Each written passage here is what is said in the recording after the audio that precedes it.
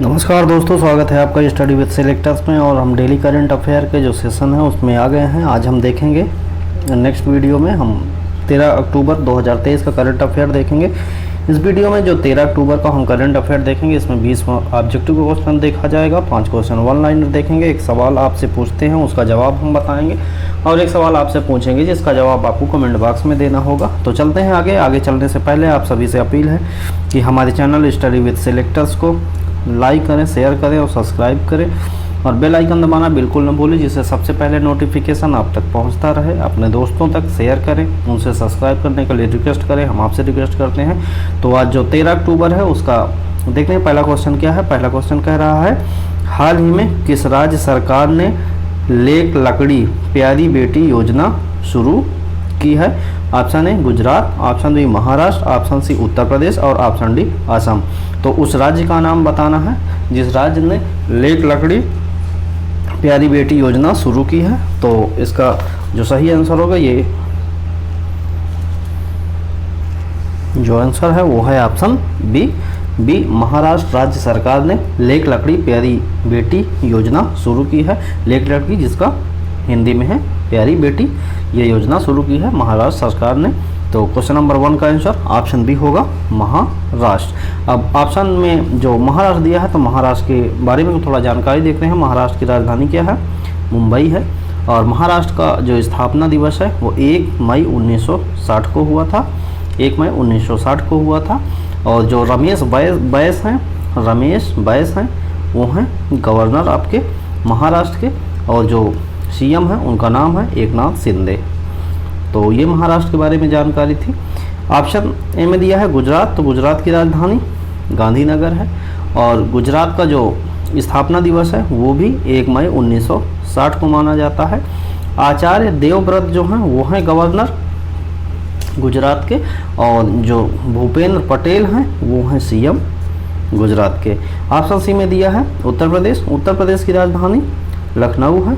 और स्थापना दिवस 24 जनवरी 1950 को माना जाता है। और जो आनंदीबेन पटेल हैं वो हैं गवर्नर उत्तर प्रदेश के। योगी आदित्यनाथ जी जो हैं वो हैं सीएम उत्तर प्रदेश के। ऑप्शन डी में दिया है असम। असम की राजधानी क्या है? असम की राजधानी है दिसपुर। असम के जो गवर्नर हैं उनका नाम है गुलाब चंद कटारिया, और जो सीएम है उनका नाम है हेमंत बिश्वा शर्मा। तो ये क्वेश्चन नंबर 1 का जो ऑप्शन दिए हैं उसके डिटेल थे। क्वेश्चन नंबर 1 का आंसर जो होगा वो ऑप्शन भी होगा। आगे देखते हैं क्वेश्चन नंबर 2। क्वेश्चन नंबर 2 में कह रहा है, हाल ही में गोवा में शुरू होने वाले 37वें राष्ट्रीय खेल 2023 में कितने खेल इवेंट शामिल किए जाने की घोषणा की गई है? Option A 43, option B 37, option C 49 और ऑप्शन डी 34। तो कितने खेलों को शामिल किया जाएगा? जो खेल इवेंट हैं वो कितने होंगे, उनकी संख्या क्या होगी, कहाँ पर? जो अभी जो 37वें राष्ट्रीय खेल है ना गोवा में आयोजित किए जाएंगे, तो उसमें 37 इवेंट जो हैं वो रहेंगे। क्वेश्चन नंबर 2 का आंसर ऑप्शन बी 37 इवेंट खेले जाएंगे, उसमें शामिल किए जाएंगे। किसमें? राष्ट्रीय खेल में। आगे देखते हैं क्वेश्चन नंबर 3। क्वेश्चन नंबर 3 में कह रहा है, हाल ही में भारतीय नौसेना ने कहाँ पर चक्रवात 2023 नामक संयुक्त अभ्यास किया? तो भारतीय नौसेना ने किया है, नाम क्या है? चक्रवात 2023। ये संयुक्त अभ्यास है एक, और ये कहाँ पर हुआ है? Option A Rajasthan, option B Orissa, option C Goa और ऑप्शन डी केरल। तो वो कहाँ पर हुआ है, इसका सही आंसर बताना है। तो इसका सही आंसर है ऑप्शन सी गोवा।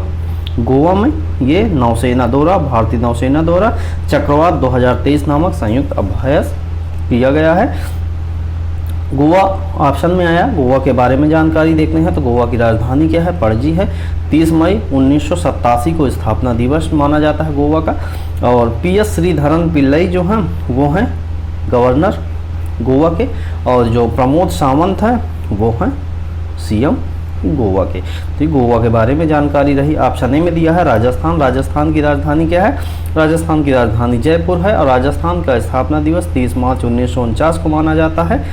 और जो वहाँ के गवर्नर हैं उनका नाम है कलराज मिश्र। और जो अशोक गहलोत हैं वो हैं सीएम कहाँ के? राजस्थान के। ऑप्शन बी में दिया है उड़ीसा।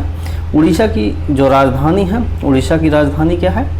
ये आपको बताना है। तो उड़ीसा की राजधानी भुवनेश्वर है और 1 अप्रैल 1936 को स्थापना दिवस माना जाता है उड़ीसा का। और जो प्रोफेसर गणेशी लाल जो हैं, प्रोफेसर गणेशी लाल है गवर्नर है उड़ीसा के, और नवीन पटनायक जो हैं वो हैं सीएम उड़ीसा के। ऑप्शन सी गोवा हमने बता दिया है। ऑप्शन डी केरल की बात करते हैं। केरल की राजधानी क्या है? केरल की राजधानी तिरुवनंतपुरम है। 1 नवंबर 1956 को स्थापना दिवस माना जाता है। आरिफ मोहम्मद खान जो हैं वो हैं गवर्नर केरल के, और जो सीएम है उनका क्या नाम है? पिनराई विजयन। केरल के पिनराई विजयन जो हैं वो सीएम हैं।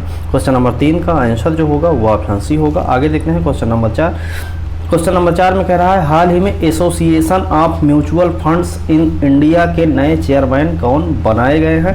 Option A Navneet Munot, option B Karan Rathore, option C Dipendra Shekhawat, option D A Bala Subramaniam. तो Association of Mutual Funds in India के नए चेयरमैन कौन बनाए गए हैं, इसका आंसर बताना है। तो इसका सही आंसर क्या होगा? ऑप्शन ए दिया हुआ है, नवनीत मुनोत को association of Mutual Funds in India के नए चेयरमैन बनाया गया है। क्वेश्चन नंबर 4 का आंसर क्या होगा? ऑप्शन ए होगा। आगे देखते हैं क्वेश्चन नंबर 5। क्वेश्चन नंबर 5 में कह रहा है हाल ही में अंतर्राष्ट्रीय मुद्रा कोष ने वित्त वर्ष 2023-24 के लिए भारत की जीडीपी वृद्धि दर का अनुमान कितने प्रतिशत लगाया है? किसने? हाँ, अंतर्राष्ट्रीय मुद्रा कोष ने। और 2023-24 के लिए तो इसका ऑप्शन ए दिया है 6.9%, ऑप्शन बी दिया है 6%, ऑप्शन सी दिया है 7.1%, ऑप्शन डी दिया है 6.3%। तो अंतर्राष्ट्रीय मुद्रा कोष ने वित्त वर्ष 2023 के लिए जीडीपी का वृद्धि दर जो बताया है, जीडीपी क्या है? ग्रॉस डोमेस्टिक प्रोडक्ट, हमारे जो घरेलू सीमाएं हैं उस पर कुल उत्पादित वस्तुओं एवं सेवाओं का मूल्य जो है वो जीडीपी है। ये इकोनॉमिक्स में बहुत ही बेहतरीन टॉपिक है, इसको पढ़ने के लिए काफ़ी समय चाहिए, यहाँ पर वो पढ़ाना संभव नहीं है। कभी इकोनॉमिक्स का जब हम टॉपिक ये सेशन लेंगे तो उसमें ज़रूर आपको ये बताएंगे। अंतर्राष्ट्रीय मुद्रा कोष जो है उसने एक अनुमान लगाया है, जो बताया है कि वो भारत की जो जीडीपी दर है, जो विकास दर वो है, वो रहेगी 6.3%। क्वेश्चन नंबर 5 का आंसर ऑप्शन होगा 6.3%। आगे चलने से पहले आप सभी से रिक्वेस्ट है कि वीडियो को लाइक ज़रूर कर दें और अपने दोस्तों तक शेयर कर दें। क्वेश्चन नंबर 6 देखते हैं। क्वेश्चन नंबर 6 में कह रहा है हाल ही में अंतर्राष्ट्रीय बालिका दिवस कब मनाया गया? ऑप्शन ए 9 अक्टूबर, ऑप्शन बी 10 अक्टूबर, ऑप्शन सी में दिया हुआ है 11 अक्टूबर और ऑप्शन डी में दिया हुआ है 12 अक्टूबर। तो जो ये अंतर्राष्ट्रीय बालिका दिवस है वो कब मनाया गया है ये बताना है। तो इसका सही आंसर क्या होगा? इसका सही आंसर होगा ऑप्शन सी 11 अक्टूबर। 11 अक्टूबर को अंतर्राष्ट्रीय बालिका दिवस मनाया गया है। अब थोड़ा अक्टूबर के बारे में जो अभी हमने हाल ही में कुछ दिवस मनाए गए हैं उनके बारे में हम थोड़ा जानकारी देख लेते हैं। 2 अक्टूबर की बात करते हैं। 2 अक्टूबर को गांधी जयंती मनाई गई, अहिंसा दिवस मनाया गया और लाल बहादुर शास्त्री का जन्मदिन मनाया गया। 5 अक्टूबर को राष्ट्रीय डॉल्फिन दिवस मनाया जाता है। 8 अक्टूबर की बात करते हैं, भारतीय वायुसेना दिवस मनाया जाता है। 91वां स्थापना दिवस अभी वायुसेना ने उत्तर प्रदेश के प्रयागराज शहर में एयर शो करके बताया और दिखाया, वहाँ पर उसका प्रोग्राम किया गया और वो अपना जो झंडा है उसको परिवर्तित किया है। तो ये भारतीय वायुसेना दिवस 8 अक्टूबर को जो मनाया गया उससे संबंधित कुछ जानकारी। और 9 अक्टूबर की यदि बात करते हैं तो 9 अक्टूबर को विश्व डाक दिवस मनाया गया है। अब आज जो 11 अक्टूबर हम क्वेश्चन पढ़ा रहे हैं अंतर्राष्ट्रीय बालिका दिवस मनाया गया है। तो ये कुछ अक्टूबर से संबंधित जो महत्वपूर्ण दिवस हैं वो थे। आगे देखते हैं क्वेश्चन नंबर 7। क्वेश्चन नंबर 7 में कह रहा है हाल ही में आईसीसी क्रिकेट विश्व कप के इतिहास में सबसे ज़्यादा शतक लगाने वाले खिलाड़ी कौन बने हैं? तो ऑप्शन ए में दिया है स्टीव स्मिथ, ऑप्शन बी में दिया है विराट कोहली, ऑप्शन सी है रोहित शर्मा, ऑप्शन डी है डेविड वार्नर। तो आईसीसी जो है इंडियन क्रिकेट काउंसिल क्रिकेट विश्व कप के इतिहास में सबसे ज़्यादा जो शतक लगाया गया है किस खिलाड़ी द्वारा लगाया गया है? तो इसका सही आंसर होगा ऑप्शन सी रोहित शर्मा ने। अभी जो एक प्रतियोगिता हुई थी तो उस प्रतियोगिता में उन्होंने जो 11 अक्टूबर को हुई थी किसके, अफगानिस्तान के साथ, तो उसमें उन्होंने शतक लगाकर ये रिकॉर्ड अपने नाम कर लिया है। तो इसका सही आंसर होगा ऑप्शन सी, रोहित शर्मा। आगे देखते हैं क्वेश्चन नंबर 8। क्वेश्चन नंबर 8 में कह रहा है हाल ही में 8वें ब्रिक्स अंतर्राष्ट्रीय प्रतिस्पर्धा सम्मेलन का आयोजन कहाँ किया गया। ऑप्शन ए केरल में, ऑप्शन बी कह रहा है नई दिल्ली, ऑप्शन सी गुवाहाटी में और ऑप्शन डी हैदराबाद में। तो 8वें ब्रिक्स अंतर्राष्ट्रीय प्रतिस्पर्धा सम्मेलन का आयोजन जो है वो कहाँ किया गया है, उसका सही आंसर होगा ऑप्शन बी नई दिल्ली में। नई दिल्ली में 8वें ब्रिक्स अंतर्राष्ट्रीय प्रतिस्पर्धा सम्मेलन का आयोजन किया गया। क्वेश्चन नंबर 8 का आंसर ऑप्शन बी होगा। आगे देखते हैं क्वेश्चन नंबर 9। क्वेश्चन नंबर 9 में कह रहा है हाल ही में योगी आदित्यनाथ ने किस जिले में स्वतंत्रता सेनानी राजा राव रामबख्श सिंह की प्रतिमा का अनावरण किया। Option A Meerut, option B Gorakhpur, option C Unnao, option D Moradabad. तो योगी आदित्यनाथ ने किस जिले में स्वतंत्रता सेनानी, कौन है स्वतंत्रता सेनानी का नाम है राजा राव रामबख्श सिंह की प्रतिमा का अनावरण किया है। Option A Meerut, option B Gorakhpur, option C Unnao और ऑप्शन डी मुरादाबाद। तो इसका जो सही आंसर होगा वो क्या होगा, इसका सही आंसर ऑप्शन सी उन्नाव होगा। उन्नाव में योगी आदित्यनाथ ने स्वतंत्रता सेनानी राजा राव रामबख्श की प्रतिमा का अनावरण किया है। योगी आदित्यनाथ जी कौन है, ये हमारे यूपी जो हैं, यूपी के सीएम हैं, यूपी गवर्नर आनंदीबेन पटेल है। 24 जनवरी 1950 स्थापना दिवस माना जाता है यूपी का। क्वेश्चन नंबर 10 की बात करते हैं। क्वेश्चन नंबर 10 में कह रहा है हाल ही में किस संस्था ने व्यापार और विकास रिपोर्ट जारी की है। Option A IMF, option B विश्व बैंक, ऑप्शन सी UNCTAD और ऑप्शन डी WTO। तो ये जो किस संस्था है इन्होंने विकास और व्यापार की रिपोर्ट जारी की है, तो इसका सही आंसर होगा अनटैड। अनटैग जो है UNCTAD जो है, क्वेश्चन नंबर 10 का आंसर ऑप्शन सी होगा। UNCTAD ने अनटैड ने व्यापार और विकास रिपोर्ट जारी किया है। क्वेश्चन नंबर 10 का आंसर ऑप्शन सी हुआ। आगे देखते हैं क्वेश्चन नंबर 11। क्वेश्चन नंबर 11 देखने से पहले आप सभी से अपील है हमारे चैनल स्टडी विद सिलेक्टर्स को लाइक करें, शेयर करें, सब्सक्राइब करें और बेल आइकन दबाना बिल्कुल ना भूलें।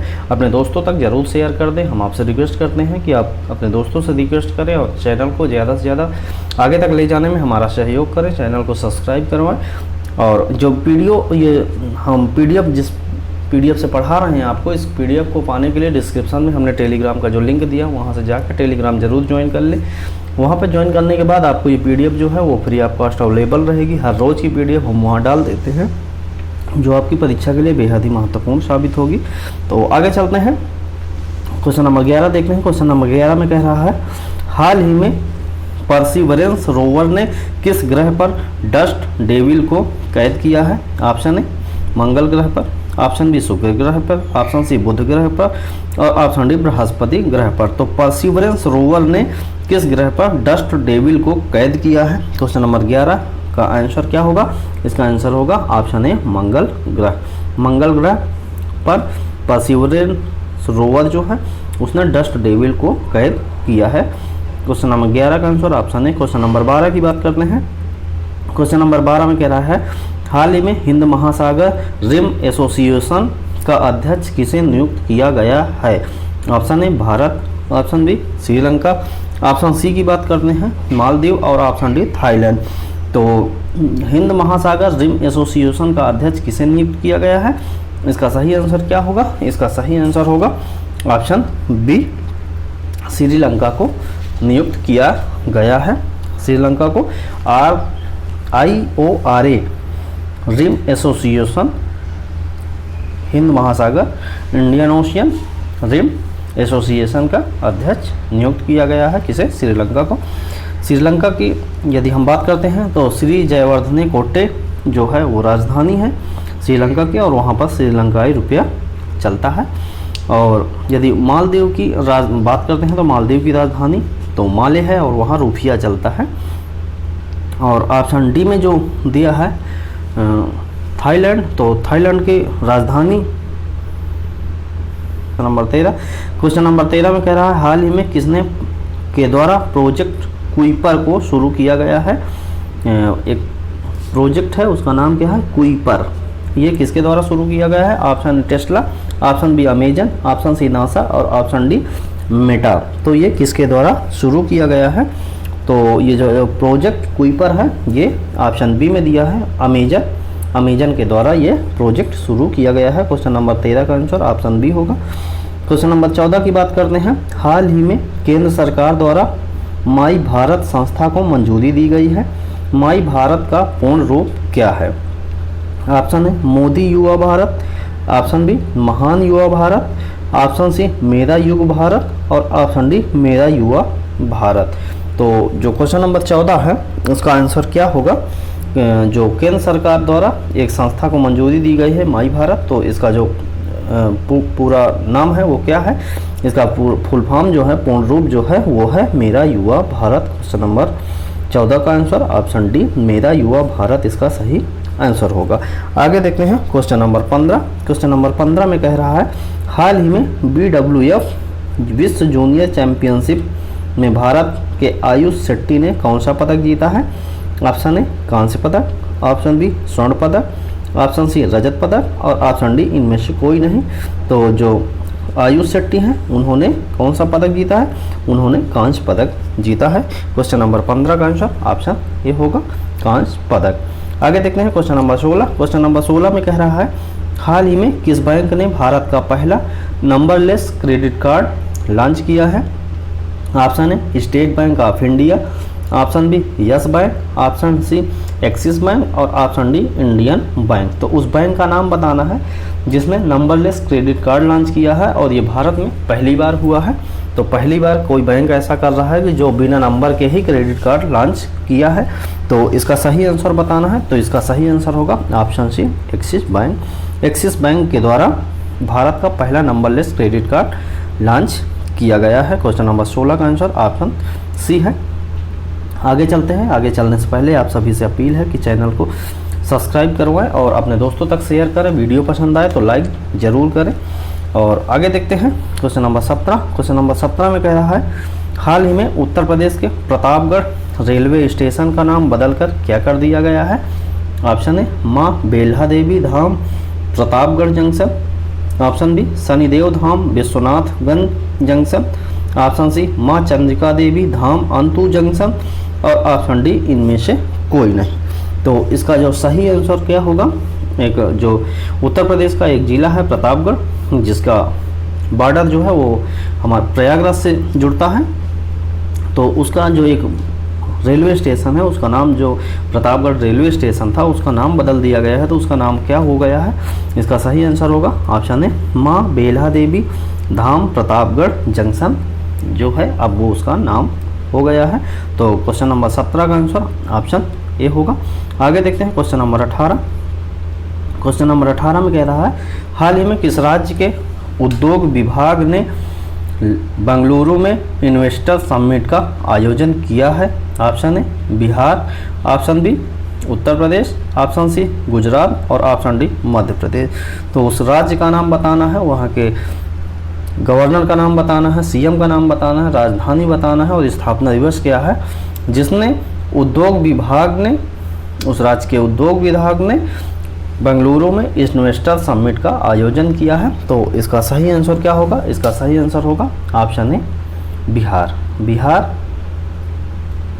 राज्य के उद्योग विभाग ने बेंगलुरु में इन्वेस्टर समिट का आयोजन किया। क्वेश्चन नंबर 18 का आंसर ऑप्शन ए है।